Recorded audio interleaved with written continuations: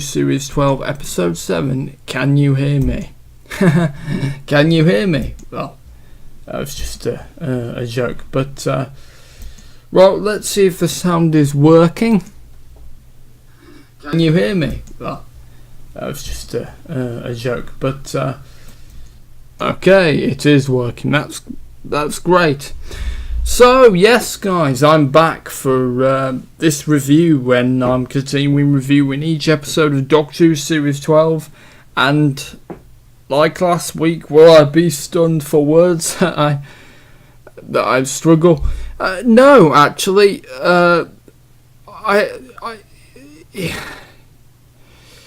see, it's one of those ones where it's certainly better than last week's. Certainly better than Orphan 55. I'm not sure. I liked the villains. Yeah, I really liked. I really liked the villains. But again, a few things that bother me. For another time in this series, yet again, we're on Earth, not on any other planets. Which bothers me, because, you know, Doctor Who shouldn't be on Earth all the time. I mean, if you've got a reason for it, like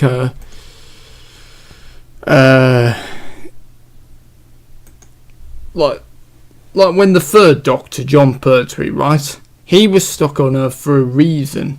Because the Time Lords had punished his previous incarnation, the second Doctor, Patrick Troughton, on trial. Now that was fair enough. But for them, they've got all the worlds they can visit, and yet all they go to is Earth. It seems like a waste. So yeah, I'm kind of so that's another thing. Another is, look, I know mental health is a very important issue, but it did feel like it was slightly, not obviously a lecture, very subtle, but it felt like another lecture. Again, even if it is subtle, because, I don't want a lecture every week. It seems like this series we've nearly had to have an important message come across. But apart from that, I thought the episode was solid. Certainly, definitely one of the best of this series. Behind Fugitive and the Judoon, and there's not been many episodes in this series at all which have come nowhere near. Spyfall, Spyfall is definitely better in my opinion than Orphan 55 and Praxis, which are just both dreadful. And I worried because I did not have very high hopes for this episode. The episode title was Can You Hear Me? Which is not exactly a very title to get excited about, really. But this is a good episode, and there's some really good villains. In fact, the villains were great, and there were some nice references as well, because, like the Celestial Toymaker. Now, again, for those of you who don't know the Celestial Toymaker, I'll explain it for you. The Celestial Toymaker, he's not appeared in New Who. In fact, I think this must be the first mention by him ever in New Who. But in William Hartnell's time, in the classic series, the Doctor, Stephen and Dodo encountered the Celestial Toymaker, and he was basically playing games with them So Stephen and Dodo were on this board thing, and the Doctor, and his games with the Doctor is also very good as well. Yeah, that's a very good classic Who story, The Celestial Toymaker. William Hartnell as the Doctor, and Blue Peter's Peter Purvis as Steven Tyler. So yeah, definitely go check that out. So yes, there was a mention to the Toymaker, which got a smile on my face, because any old reference, because if I'm honest, this series, it hasn't exactly, well, I suppose it has been entertaining, but it's just not been interesting. It's not got me off the edge of my seat very much, which is what which surely most Doctor Who fans would want. They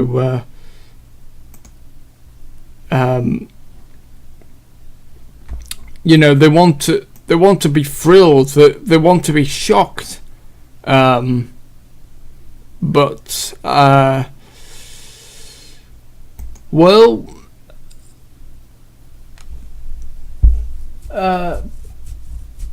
this episode, it was good, and like I said, I like the villains.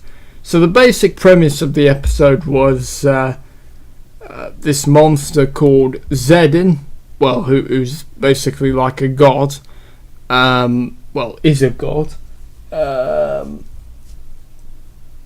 basically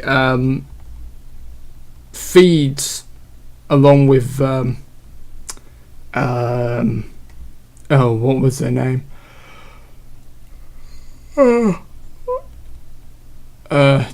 Tahira, or is that Tahira, or is that I'm not sure.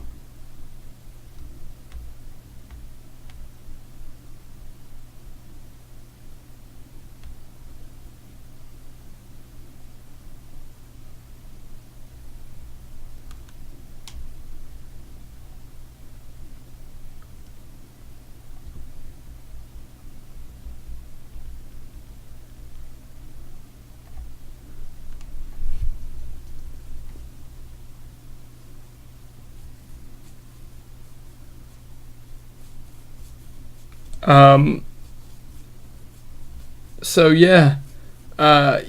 Zedin, Rakaya, I think, and she basically feeds on people's nightmares, because the Doctor originally thought that, because Graham, it's quite a complicated episode, this. Graham, Bradley Walsh, had a nightmare of a girl trapped in this prison thing, but it turns out that that woman, Rakaya, Zedin was helping her feed on humans' nightmares, which was quite unsettling, but I did really enjoy that, actually. Another thing that I wasn't so keen on was there was an animated brief sequence, and it reminded me of something from a film. I think it says here African folk art, kung fu films, Bollywood epics. I'm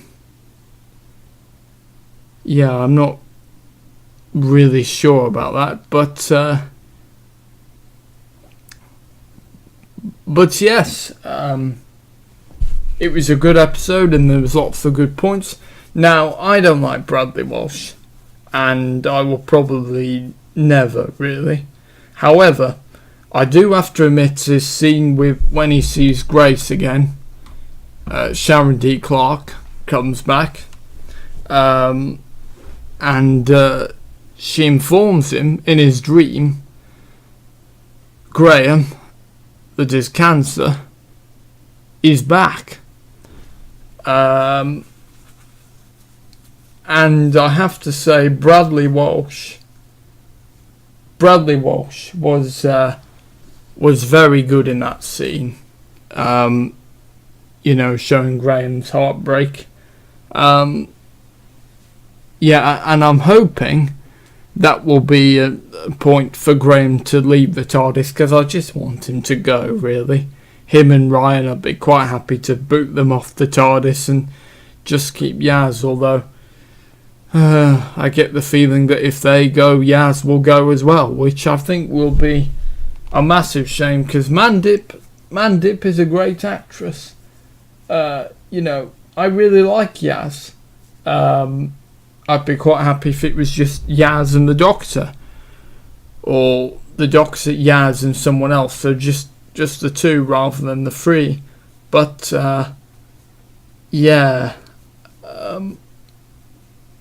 we'll have to wait and see. And the villain was quite freaky, because there was a scene towards the end when Rakita Rakaya, I think,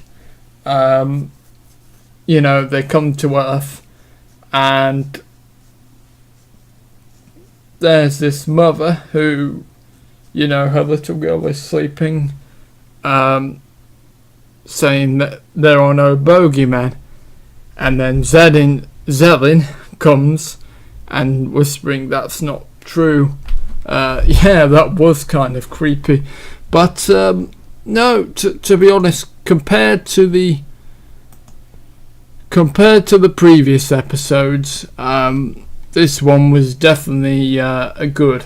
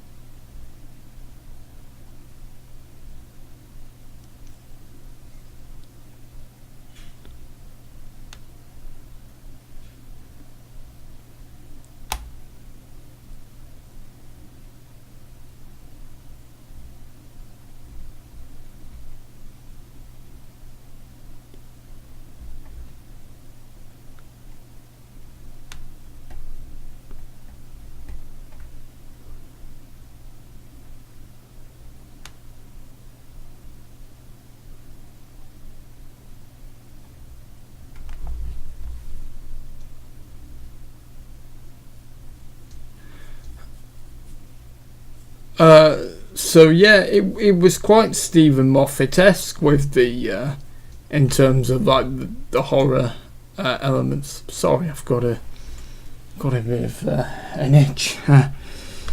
Right. Anyway, so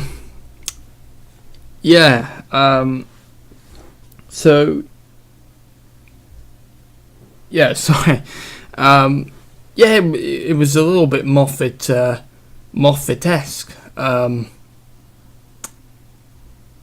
Because there was often a lot of horror sort of in his era at times.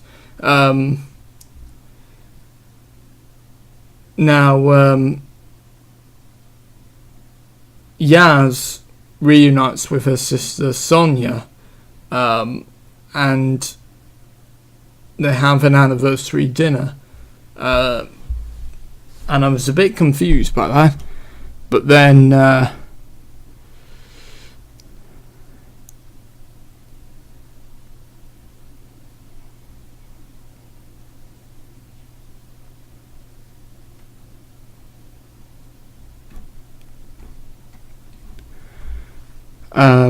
and Ryan got to meet Tebow, who appeared briefly in Spyfall.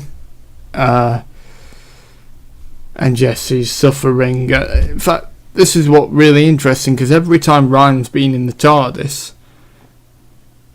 seeing what's happened to Tebow while he's been travelling with the Doctor, is making Ryan think, is this it? And, missing what's happening on Earth. Well, he's away, flying away in time and space, and I think that would be a good reason for Ryan to leave, not just because I want him to leave, but I think that would be a real good reason for him to go. Yaz, I really want Yaz to stay, but like I say, I have a feeling she'll go, which is a shame. But, well, I don't know. We'll have to wait and see. Anyway, so we learned that Yaz, 3 years earlier, before she met the Doctor, I think, she was bullied at school. And there's this policeman with her. So yeah, so I'm basically sort of going backwards and forwards as I already are. Yes, what was the name again? PC Anita Patel. And I wonder if she appeared in Doctor Who before this series. Oh no, okay. No, she hasn't. Only this episode. Okay. Oh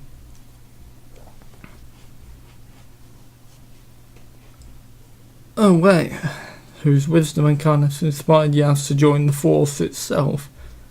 Alright. She bet Yaz that things would get better, and they had. Yes, she bet Yaz to give her 50p if things would get better. And she did, and that was a really lovely scene as well. Yeah.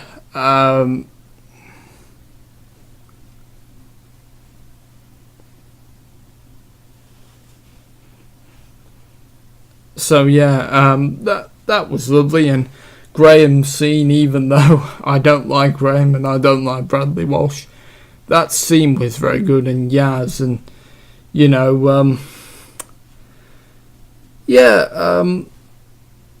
so yeah, I think there's definitely positives, more positives than negatives, I would say. I mean, slightly could do with no lecture at all. And also, this series really needs to cut down on the historical figures. I mean, we had quite a few in Series 11, and we've had quite a few in Series 12, and spoilers, but we're going to have Mary Shelley and Lord Byron. Mary Shelley, of course, wrote Frankenstein. So, yet again, we're going to see some historical figures, and there'll probably be another lecture because because Mary Shelley and Lord Byron, of course, real people, so probably not going to like that one particularly. It's going to be quite a lecture. The Haunting of Villa Diodati, presumably Latin. I'm not sure. Hey, right. Hello, Colin Merritt. Yes, go away. Rip into this. As I'm quite a critic. No, Colin. I mean, you've seen my reviews. I mean, I absolutely smashed last week's, didn't I? I ripped it to shreds, as I did with It Takes You Away. Oh, I mean, no episode has been as bad as that for me. That was just dreadful, with the talking frog and the oh goodness me, just dreadful episode. Never forgotten. But right, yeah, fire away, Colin Merritt. Go and rip into this, dig into it, if you can. Okay, if you want to, guys, like, share, comment and subscribe to Lightning Born YouTube channel. So yeah, guys, let's get the chat going. What did you think of this episode? And do you agree with me? Do you think that Ryan and Graham should leave and it should just be Yaz and the Doctor? See, I'd be quite happy with the Doctor and Yaz, and then being joined by Jack again briefly for a couple of episodes, like Series 3. See, I'd be happy with something like that, and I do think Jack is definitely going to come back again. I'm not sure this series. I should think he'd probably come back next series. I mean, Chibnall has said next series, but you know, it could be Chibnall Lives. I mean, like Stephen Moffat. So yeah, I don't know, but I sense we're not going to see Jack again this series. But yeah, I think he'll come back next series definitely. And yeah, so okay, here we go. Enjoying it, looking at the monster, and I'm like, wow, when the CGI monsters from my PS2 look better. Stop, just stop. Here we go, brackets enjoy.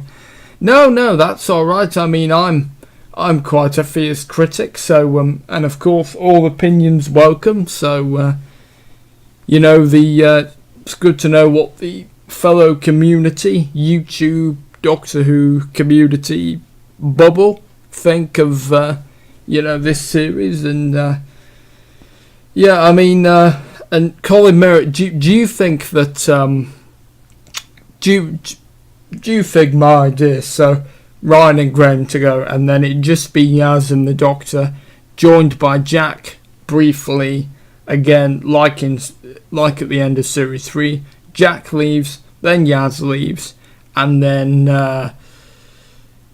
yeah, or do you think Yaz should go with Ryan and Graham? Because I mean, 3 series for a companion is it's quite, well, it is pushing it a bit. I mean Clara, I think she should have. I mean, really, I think Clara after the storyline of her, you know, why she was the impossible girl and she was split into pieces. Oh right, I think Ryan and or Graham will be gone before the series will end. Okay, and Yaz, what do you think will be the fate of PC Khan? Will she stay with the Doctor? Colin Merritt, what do you think? I mean, I'm hoping she doesn't. I mean, yeah, I hope she doesn't leave, because Mandip. I like Yaz and I like Mandip, and you know, I think her and Jodie, I think they've worked quite well, really. But Ryan, I just find him a bit dull. I'm not sure whether it's Toshin's accent, really. He just seems a bit wooden, doesn't seem to have many emotion. He'd be better as a Cyberman. Cyberman. So yeah, but yeah, I'm hoping that Yaz stays, and yeah, and also, do you think the Master will be back? Because I'm hoping he is, although I can't see him being back this series. Well, actually, I'm not sure. Like, maybe he would be with the Cybermen yet again. I mean, how many Master Cybermen stories we've had? So we've had, you know, obviously Darkwater and Death in Heaven with Missy and the Cybermen. Then we've had World Enough in Time, the Doctor Falls with the Master, Missy and Cybermen. Technically, we've had Cybermen in the 5 Doctors, although they weren't really a main villain as such in that, but it's still a story that features the Master and the Cybermen.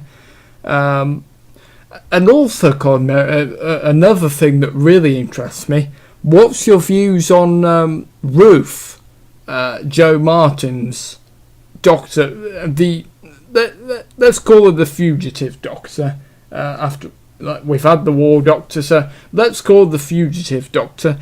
What do you think she'll turn out to be? Do you think she's the Doctor from the past, and then the Doctor was given a new regeneration cycle, which, you know, means that it's before Hartnell? Although the issue I do have after that, because the issue I do have with that is that in Twice Upon a Time, it's implied that the first Doctor is the first Doctor and it's his first time regenerating, because the first Doctor is scared of regeneration, as is the second, as is the 12th Doctor, and that's why it's actually quite good. Oh yes, we immortals need our games, Doctor. So this is about, yeah, I mentioned the Celestial Toymaker, the Guardians and the Eternals. Okay. Yeah, so I mentioned about the Celestial Toymaker. The Eternals appeared in Entanglement 1983, so that was with the 5th Doctor, Peter Davison, and the Guardians. Do you know, I was thinking about the White Guardian and the Black Guardian, actually. That would be a character I'd like to see back, the Black or White Guardian, because the whole Key of Time storyline in Classic Who. Okay, oh right. Ryan is that wood and he practices his role by standing in a forest. Oh, ouch. But yeah, I agree with you. He's not really very good. I don't know whether it's his accent or he's but yeah, I just think he's very wooden, and I'd be quite happy to boot Ryan out of the TARDIS, really. Graham, Bradley Walsh isn't that wooden, but as I don't like Bradley Walsh, and Graham is basically Bradley Walsh, because Bradley Walsh isn't really doing... I mean, he is acting, obviously, but, he is being himself, Bradley Walsh, particularly. That's what I'm finding. So, for that reason, I'd kick Graham out. But, yeah, I'd like Yaz and the Doctor, ideally. So, just the Doctor and Yaz. And then, if Jack comes back, then have Jack back, but only briefly, because I think Jack coming back as a companion permanently, that would be going backwards, and Jack would never go back permanently anyway, would he? I mean, I'm sure that he'll, with Torchwood being shut down, I'm sure he'll still be in touch with Gwen, Martha Jones. I can't think of any other Torchwood characters. Ianto's dead, so definitely couldn't be him. Okay, Ruth betrayal. She has to be after the first Doctor. So you think that she's a Doctor in between Troughton and Pertwee then? When did the Doctor get Jedi powers? She looked at him some... Yeah, that was a bit stupid. It was funny, but at the same time a bit stupid. That the fingers of the monster and hovering it with the sonic. Yeah, that was that was a bit stupid. And also, I love the sonic screwdriver. It's a big part of the show. But Jodie is using the sonic as if it's a magic wand to immediately all her problems. Tennant and Eccleston. Actually, Eccleston, I don't think, used the sonic. I mean, he did use it quite a bit, but certainly not as much as Jodie has. In fact, there's a certain line in the episode which Jodie, because she's Northern, and it did remind me of Eccleston's 9th Doctor. What was it that she said? I can't remember, but I could certainly see the 9th Doctor in her. Well, the cheeky side of the 9th Doctor, minus the Time War, the guilt from the Time War, obviously, which was a big part of Eccleston's Doctor.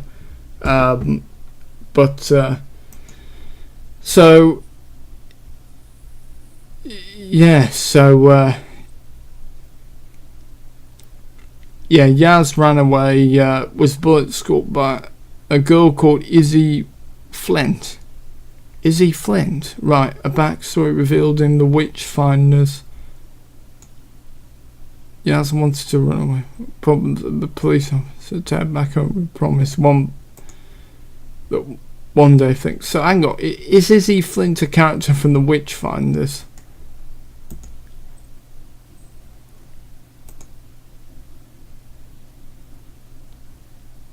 Oh right, okay. Right, so she was mentioned in The Witchfinders. Right, so it wasn't that... she was blind, wasn't she? Oh no, whoops. No, wrong story. That was It Takes You Away. Right, yes. Actually, The Witchfinders, that was one of the few episodes in Series 11, which I actually quite enjoyed. Alan Cumming was brilliant as King James I. Yeah, I quite enjoyed that, actually. Yeah. Yeah, so, yeah, when did the Doctor get Jedi powers? Yeah, it did feel a bit like that she was using the Force, and yeah, I think, do you agree with me? The sonic screwdriver, it's feeling like it's a solution to every problem. And the sonic is not... I've noticed it this series. The sonic even doesn't seem to be, like, how many times? Nothing. No readings. It just seems... yeah, I'm not sure. See, maybe the sonic being destroyed was a good thing because, in case you've not seen Classic Who, for anyone that's watching this video, the sonic is destroyed in The Visitation, a 1982 episode with the 5th Doctor, and the Doctor doesn't have a sonic throughout his following incarnations, the 6th, Colin Baker, and the 7th, Sylvester McCoy. He only has the sonic screwdriver is seen not until the 1996 TV movie, when it's not seen majorly, it's only seen briefly, yeah, and it's only really... In New Who, it's always been around. Well, it has been destroyed, of course, a couple of times. Smith and Jones, it was destroyed, I think, because because it would on a deadlock seal, it didn't work, and it was destroyed in the 11th hour when the 11th Doctor newly regenerated. Sort of, I think he, well, overloaded the sonic, really, using the power, and just completely destroyed it, yeah, and got his new one in that episode. And the 12th Doctor's sonic didn't get destroyed.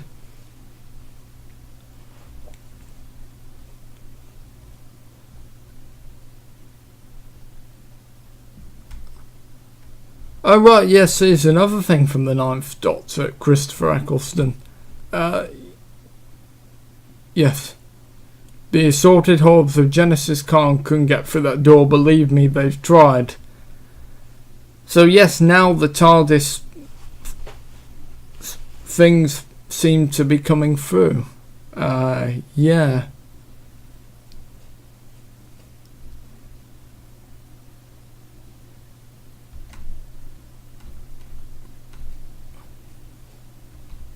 Right, I see. Oh, and we also got an answer to the Timeless Child, which that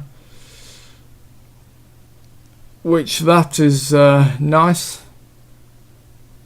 Yeah, could this young girl be a younger version of the fugitive Doctor? It could be, but if that Doctor is in the Doctor's timeline,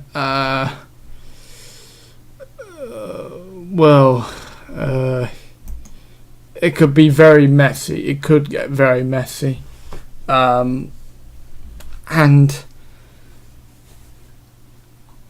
so, yeah, you think, Colin Merritt, that Ruth is in between Troughton and Pertwee. Now, of course, there's a theory because in the Two Doctors, another classic series, the second Doctor is older, and that in the War Games we thought that he, it's seen him fading and spinning, and then he changes into John Pertwee straight away. But it's implied in the Two Doctors that the second Doctor didn't actually regenerate in that story, and they held it off, and he was on submissions for the Time Lords before they could complete his trial. It could fit into that theory, which would explain why we never saw Troughton regenerate into Pertwee. No, sorry, hang on. Oh, yes. But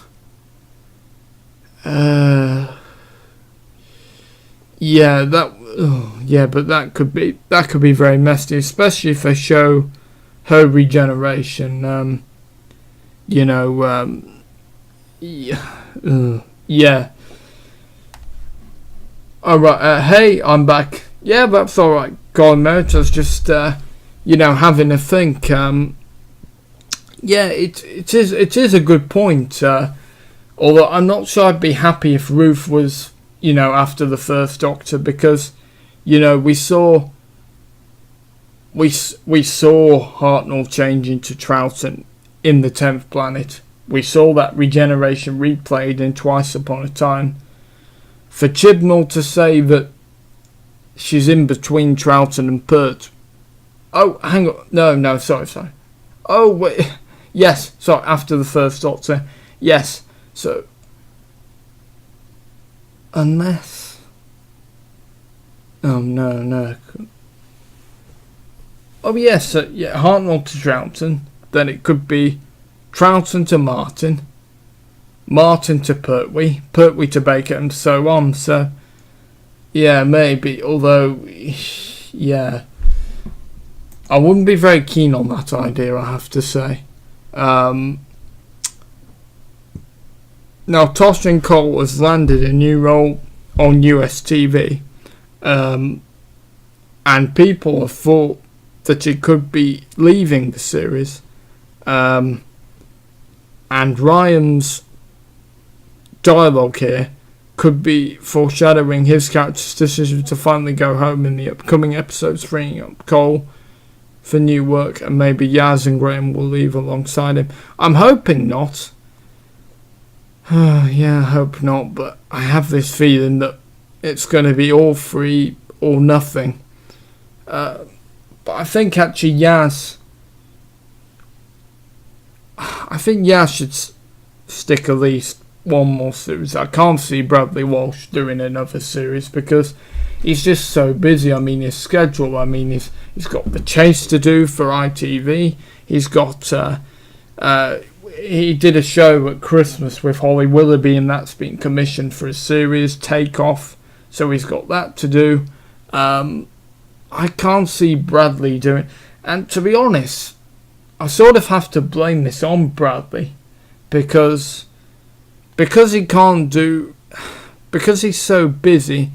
It must make scheduling filming. It must be a pain for the team, and really, I think if Bradley was to go and have a companion that would obviously, Mandip's schedule, with respect to Mandip, she's not as big, she's not as well known as Bradley, and that could really free up the filming schedule for more episodes and stuff. So actually, I'm hoping, that's another reason I'm hoping Bradley goes, because not just because I'm not keen on him, but one, I think it could actually do the show a lot good if he does go. But like we'll say, we'll have to see. By the way, Colin Merritt, do you think that the sonic screwdriver, do you think it's being used as a magic wand, like a solution to absolutely every problem? Because I'm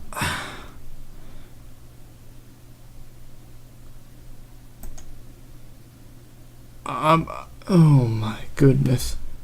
So I'm just looking at this tweet here. She called Dr. Kate Fox. stand-up poet and northerner. So the doctor didn't reassure Graham about his cancer fears and said, "I'm still socially awkward." Good, just because the doctor's a woman, she's not become magically unawkward.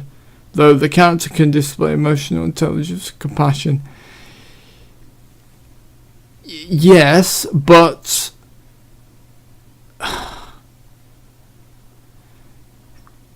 okay, yes, that...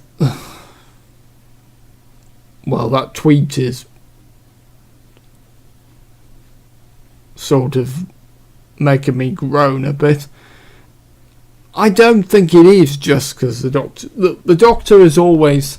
if it was Tennant, I think if his companion had cancer, I think that he... you know, because the 10th Doctor was very human out of all the Doctors. He always struggled with his emotions. Alright, in this episode, the villains give... yes, that's exactly what I was thinking. Yeah, giving people the finger. Literally. Of course not swearing, but basically, for people who are just here and, yeah, in case they've forgotten, the villain used the flying fingers, that sounds really dreadful, to drain the energy out of them, basically, to absorb their nightmares. Yeah, I was thinking, was Chibnall on the drugs here or something, or was the writer? Because it did seem quite random and bonkers.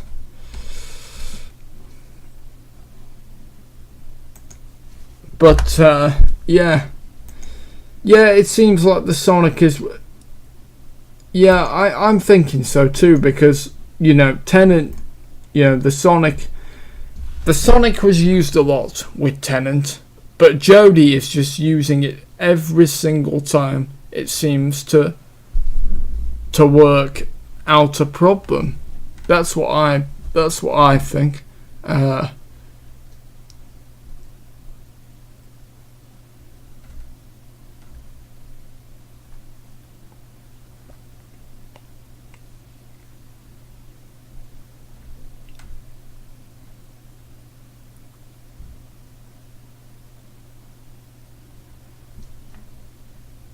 Right, like the Sonic, some appear to forget how much 10 and 11 used it and often.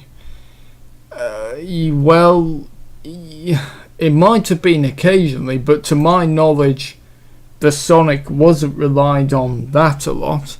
I mean, yes, 10 and did use it a lot, and so did Smith, but certainly not as a lot as Jodie has been doing. Yeah, this is really interesting, I think. So yeah,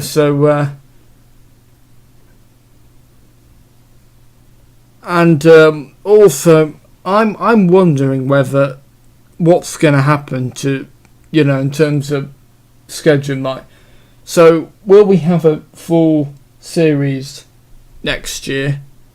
And then have a break. So then to have a full series and a 60th anniversary special in 2023. Or do we have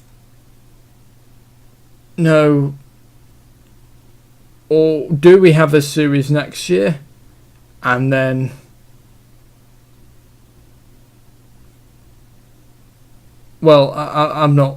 I'm not actually sure. I mean, I'm not sure how things are going to work because, you know, whatever happens, Jodie, I'm pretty sure she's not going to stick around for a long time. Certainly not as long as Tom Baker. Yeah, and I doubt she'll do more than 3 series. But if Jodie does go in 2022... that will mean the 60th anniversary, there'll be a new Doctor, and by the time the 60th anniversary special comes, see, the thing to do, I think, would be to have a full series next year, have a break, and then do and then do a couple of specials, so like Tennant did the 2009 specials, and then Jodie to leave because we don't have the Christmas special. Have Jodie bow out in the 60th anniversary episode, and then we get a new Doctor. So Jodie will have done her 3 series then, but also it will be the right time for her to go, I think.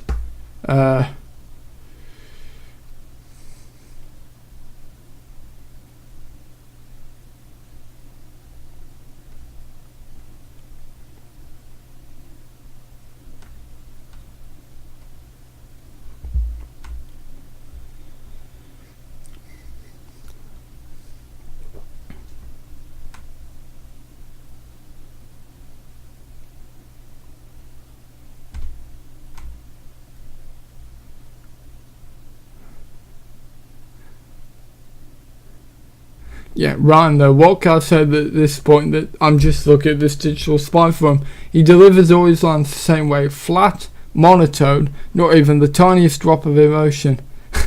How he ever got a job acting in anything is beyond me, let alone a song in a flagship TV show. Was he the only one who turned up to audition? Or did no one turn up and they just scooped it off the street in desperation? Sorry, but he drags down every scene he's in. He needs to go and fast, along with Jodie for that matter, who remains capable of handling the incapable. See, I think Jodie is great. I really like her, and I don't have an issue with the female Doctor. Again, it's the writing that's mostly let her down. Like Capaldi, I mean, I was really just for a good parody, check out Chibs. Do you know, I watched that today just before Doctor Who. It was really funny. I wonder if they filmed that actually, the inside in Television Centre. Yeah, because I was really intrigued by that. And of course, Classic Who Television Centre was one of the main studios, because back in the days of Classic Who, Doctor Who used to have... Well, Doctor Who used to look a bit like a soap opera in terms of the way it was filmed, because soap operas are filmed on videotape now, I think. And BBC shows, Doctor Who certainly, and lots of comedy, they used to do indoor scenes on videotape in a studio, multi-camera, and then they used to do outdoor scenes on film. So that's why, if you're wondering when you're watching Classic Who and thinking it looked weird, like it's filmed like EastEnders, then you'll know why. And Dad's Army particularly. So yeah, just a little thank for you. You learn something new every day, or you could just not be interested in that, which I know my family certainly wouldn't be. But yeah, just thought I'd give you that fact. Alright, additional trivia. Right.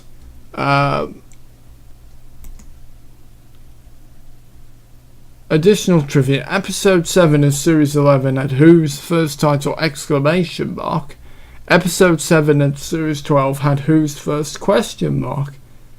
Oh yeah, that's a very interesting one.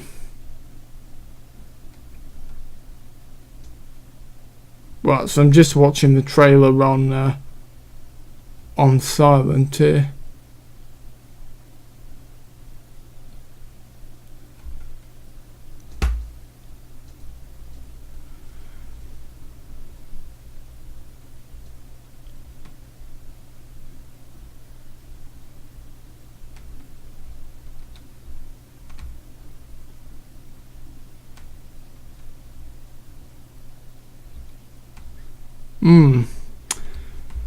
Well, we'll see.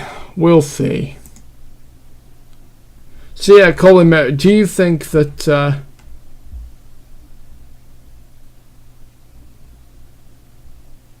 And also, I have another thing. I know Jodie... I know she obviously wears a costume, but don't you think the Doctor should dress for the period as well as the companions, I think? Because, we had Peter Capaldi dressed in some quite great garb, top hat and all in thin ice.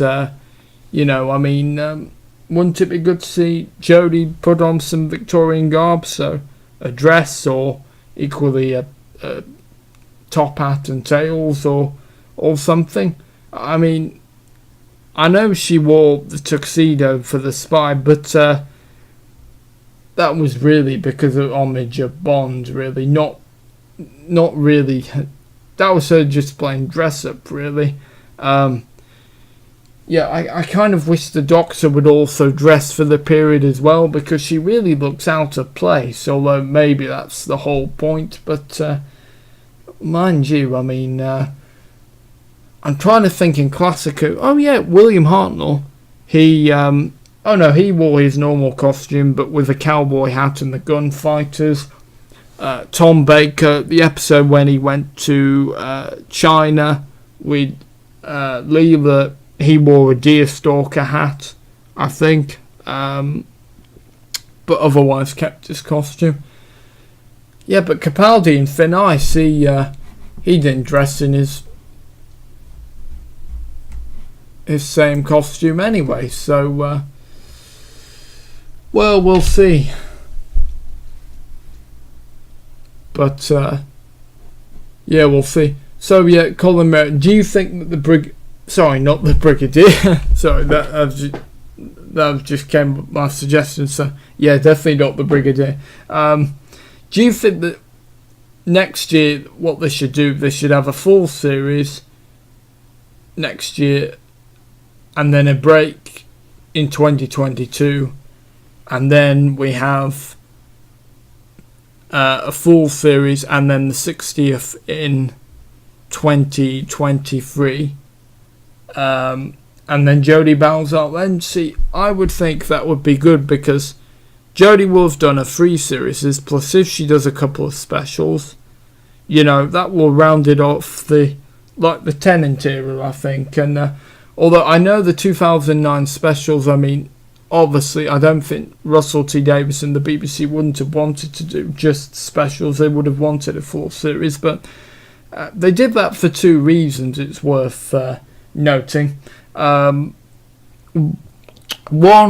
I think David Tennant was quite busy in 2009. He was, I'm pretty sure he was doing some Shakespeare and theatre work. I think he was filming a film, I'm pretty sure. I'm not too sure. Obviously, he filmed The Wedding of Sarah Jane Smith for the Sarah Jane Adventures, in which the Doctor appeared. Mind you, I think The Waters of Mars, was that filmed in 2009 or was that filmed in 2008? I know Planet of the Dead, I think, was filmed in 2008. Then The Waters of Mars and The End of Time were both filmed in 2009. I'm not quite sure. So what I would do, and Colin Merritt, do you think that Jodie? Do you think that? So we're on Series 12. So we have Series 13, 2021, uninterrupted. Then we have a year's break with maybe a special, and then we have a full series in 2023, and then the 60th anniversary special. Because to me that was a good thing, because Jodie will have done a 3 series. 3 series, I think, is a good for a Doctor, because they don't stay too long, but it's not too short either. I'm looking at you, Eccleston. I think, and Patrick Troughton, I think, was right. I mean, and Peter Davison, I think 3 series is definitely enough, and I'm sure Tennant would have talked to Jodie about it. I mean, he is, after all, good mates with her, so I reckon that the ideal thing to do would be to have a full series 13 in 2021, and it would be Jodie's last full series. No, sorry. It would be... No, hang on. Yeah, that would mean 3 series. So that would mean, mind you, would 4 series be pushing it? I'm not sure. I'm not quite sure. Maybe. Yeah, 3 series, take a break, get right to no sci-fi, come back 2021, sadly. Oh, blimey. Bow out after 60 years. So the 60th anniversary and then done. Well. So, do you mean bow out permanently? Or do you mean, or do you mean just take a break? I mean, gosh. So you think it really has come to that point to say goodbye to Doctor Who permanently? I mean, I can't tell what's better, the Colin Baker and Sylvester McCoy stuff of the 80s, which is not that great, to this, and yeah, I'm not sure. And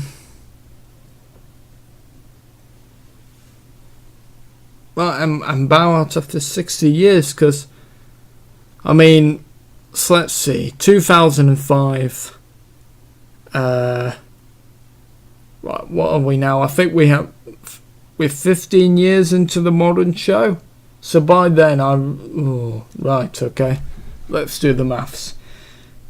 2005 1, 2006 2, 2003, 2004, 2009 5, 2010 6, 2011 7, 2012 8, 2013 9, 2014 10, 2015 11, 2016 12, 2017 13, 2018 14, 2019 15, 2020 16, 2021 17, 2022 18, 2023, 19 years. So that'd be 19 years of the modern show plus 60 years of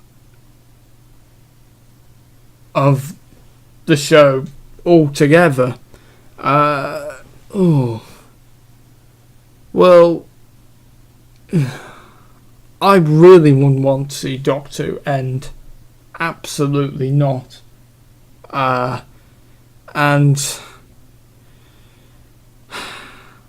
I mean, I'm sure, after Chibnall, ideally, he would never do it because Neil Gaiman, he's busy as an author, and I don't think he'd want to.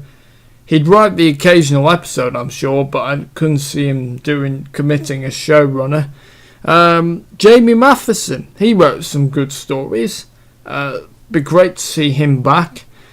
Who else is a great writer? Pete McTighe. He wrote Fugitive of the Jadoon Kablam, which is pretty good.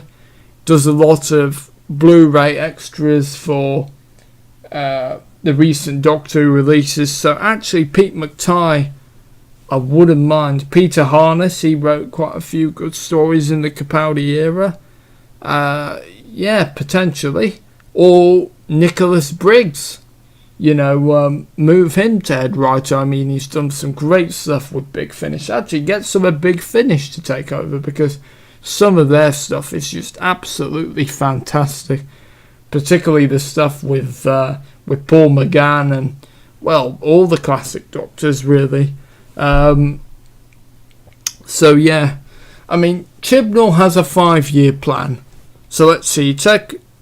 He took over in 2017. So 2018 1, 2019 2, 2023 4, 25. So actually, Chibnall could have completed his 5-year plan, but then agreed to stay an extra year so him and Jodie could bow out, because I imagine they will both bow out together. Although it would be nice if he leaves first and then Jodie stays. I mean, rather than them both going, as we've had with Tennant and T. Davis and Capaldi and Moffat. But yeah, we'll have to see. No,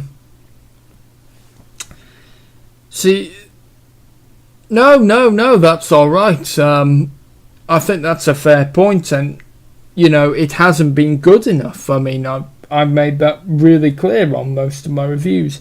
Series 11 certainly wasn't good enough. This series, there's still time to salvage it, but I'm not very hopeful. But at least I can say that the BBC do care about the show, because they didn't in the 80s. And Michael Gray had control of BBC One. He hated sci-fi, so he wanted to kill it, scheduling it alongside Coronation Street, which was never going to do it good, moving it from its Saturdays to Tuesdays. Oh dear, I can't imagine Doctor Who on a Tuesday night. No, it has to be on Saturday. I think Doctor Who should come back on Saturday nights. I really do. And really what drives me insane is that the BBC thinks Strictly is more important. I mean, look, and to be honest, look, they could have the weekend news. Here's a plan on how they could... I'm slightly going, well, no, it's not really off topic, actually. So yeah, here would be my plan. Here's what I would do. So you'd have the news, regional news, at 5:30. Then you would have... Would 6:30 be too early for Doctor Who? I'm not quite sure. Or you have Strictly earlier, and then Strictly earlier, and then Doctor Who at 7 o'clock. Doctor Who, then Game Show, then Casualty. Maybe. But I definitely want Doctor Who to come back to Saturday nights, because it just hasn't felt the same. Saturday nights, from ratings I've seen, the show has lost nearly 5 million since Chibnall started. First ep's 10 million, last episode 5.8 million.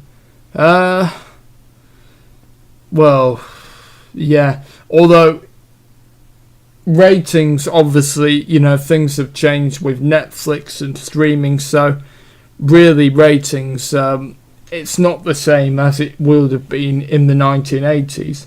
But yeah, near 5 million. That's not great. But yeah, really, the BBC, it's the Audience Appreciation Index. So that should be the really important one, because that tells you what the audience, what the reception of it was. Here we go.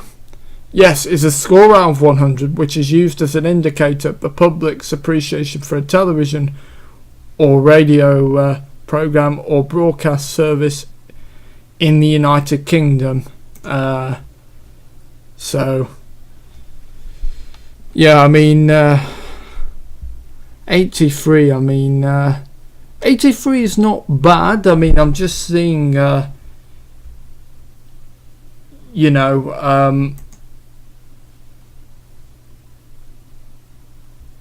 83 is not bad. Out of 100, but it could definitely, and I'd be really interested to see. So Spyfall got 82. Right, so yes.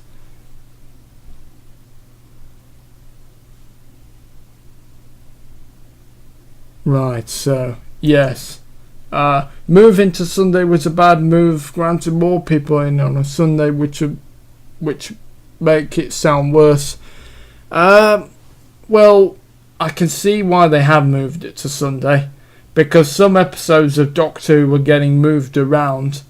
1 minute it was at 7:40, then it was at 8 o'clock, and the next week I was getting quite furious with it and getting moved around to accommodate Strictly. That's what really drives me mad.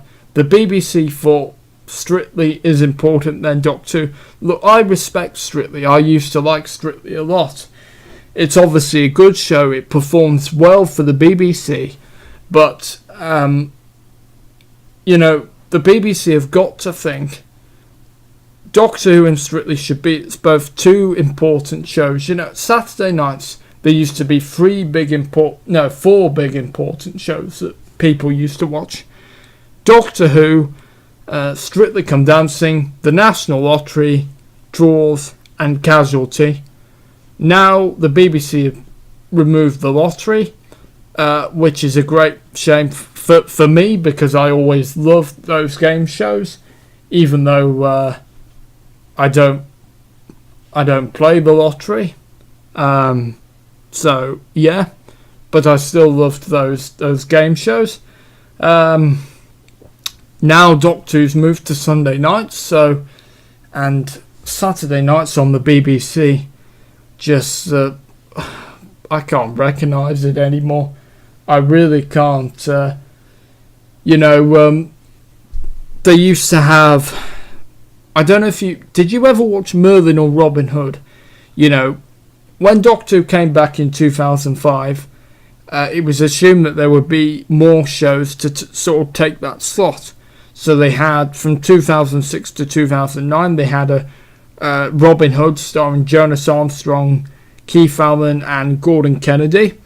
And then they had... Oh, you watched Merlin? Yes. Merlin was great, wasn't it? And I remember, I'd get excited for Doctor Who, but then Merlin would be a nice little filler, in that great Saturday night slot. And then we had Atlantis, which the first series was great, second series not so, in my opinion. And then after Atlantis, when I wondered, what's the next one? And since Atlantis is gone, there's not been an equal replacement to Doctor Who, really, on Saturday nights, which I think is a massive shame. Drama seems to be more important on a Sunday to the BBC. And I mean, the Musketeers got moved to Saturday nights, but why show that on a Saturday night, especially at 9 p.m? I mean, that's quite a lot of blood in it and stuff. That was really a Sunday thing. If it was a bit lighter and showed at an earlier time, the Musketeers would have been perfect. But the Musketeers is never right for Saturday nights. It should have stayed on a Sunday or nights. But I did like the Musketeers. That was a great show, and I wish they did more than 3 series of that. So yeah, Merlin. Because it used to be great, because you'd have Doctor Who, and then when that finished, you'd often have Doctor Who in the... I had someone respond to my Sonic Jedi comment. Yeah, no, it's fair enough. Because it was very, using the Force. Because you'd have Doctor Who in the spring, say Easter time, 13 weeks. And then you'd have Merlin in the autumn. Although I think I remember one time actually in 2011 when Series 6 was out. I'm not sure how this worked, because you had Doctor Who and then you had Merlin, which I'm not sure was a great idea, because, fitting Merlin, Doctor Who, the National Lottery, Casualty, Strictly...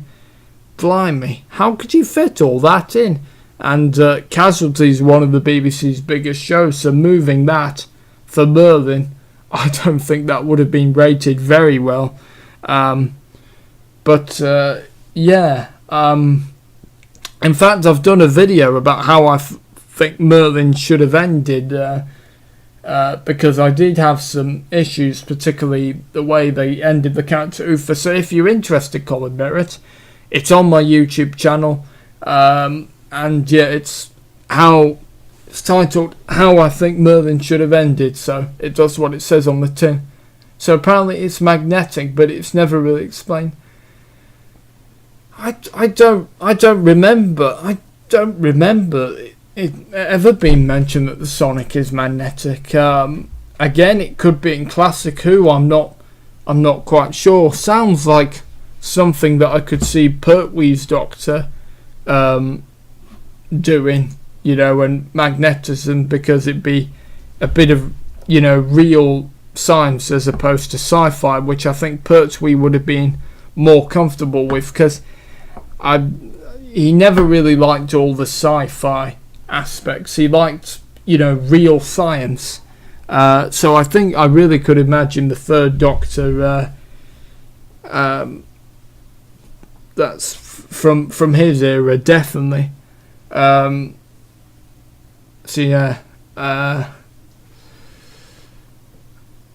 And then so is that like it's driving you insane, or is that like so it's magnetic? I'm a bit baffled by that. So yeah, right, guys. If you're watching, I'm doing a review of Can You Hear Me? Oh, Rage, Rage. Like that. Oh, I see. Right, okay. Yeah, I think I was thinking about that. I was like that in my head when Praxis aired last Sunday. But yeah, I definitely think that Doctor. This has been really interesting. This, and I think Doctor Who, it needs to return to 13 weeks, 45 episodes. And I do wish we would get, because a lot of Doctor Who episodes seem to be rushed, and I know it's hard to tie in everything in 45 minutes. But I do wish that we'd get, in fact, the 50th should have been 90 minutes long. I know that might seem a bit long, and I doubt the BBC would let that happen because they're really strict about scheduling. But I'm hoping for the 60th, come on, it's a big occasion. Come on, BBC, if you're doing a special, have it as a 90-minute special, so that we don't have a rushed episode and we have a great episode for the 60th, which is hopefully better than the 50th. Because although the Day of the Doctor was good and John Hurt was good and the freezing of Gallifrey and the Doctors, look, I would have wanted Eccleston, Tennant and Smith, and then with the Doctors, certain elements of Day of the Doctor I would have reused. I like the freezing of Gallifrey. I like the concept of status cubes, Time Lord art, freezing in paintings. I like that. What I didn't like was the 10th Doctor seeing him get married to Good Queen Bess. I know it was mentioned in the End of Time, but we didn't really need to see that, and I certainly didn't want to see that. I just thought, yeah, it's a fun thing that we could just imagine, but I didn't want to see it. But obviously, Moffat thought it would be a good time to fill that gap in on the 10th Doctor's life. So we'll see. So yeah, I'm just seeing on Digital Spy. And today's episode is brought to you by Mental Health Awareness Week. Actually, the core story wasn't too bad, apart from the usual ropey script. There it had moments, and this time some truly awful direction. The start had no tension at all. In fact, most of it didn't. So many close-ups and off-centre framing. The scene with Brian and his mate in his flat, shocking with the camera quickly flirting back and forth. The music was atrocious too. It drained the drama instead of enhancing it, and oddly, often didn't seem to fit what was happening on scene. The result was a bit dull again.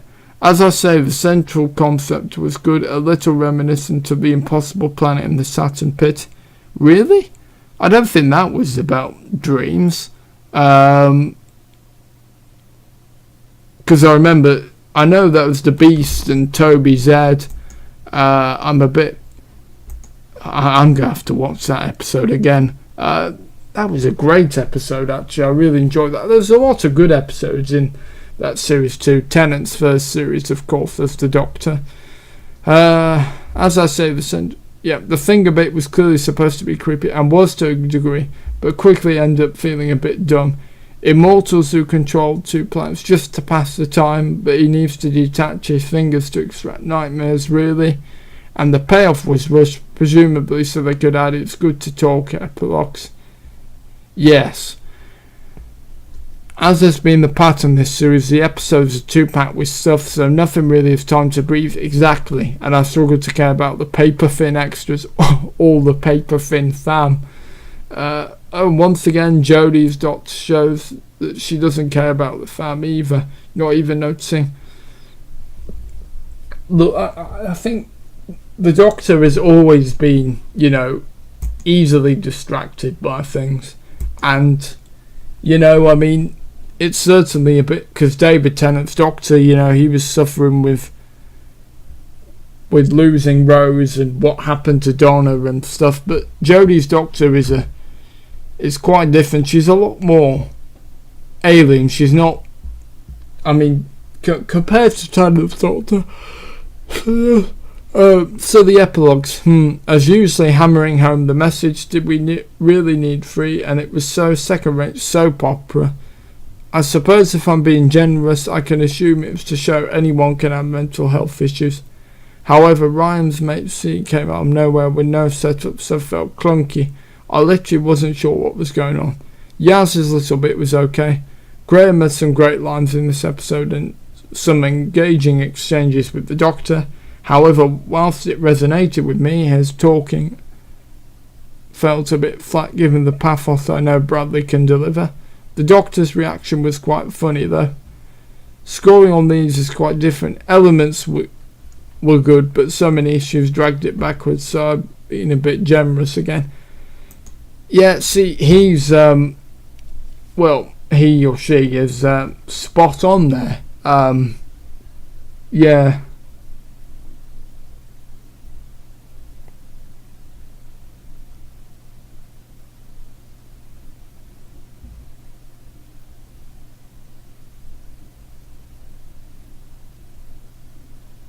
And yeah, well, grapes. This is another the Doctor talking aloud alone for the sake.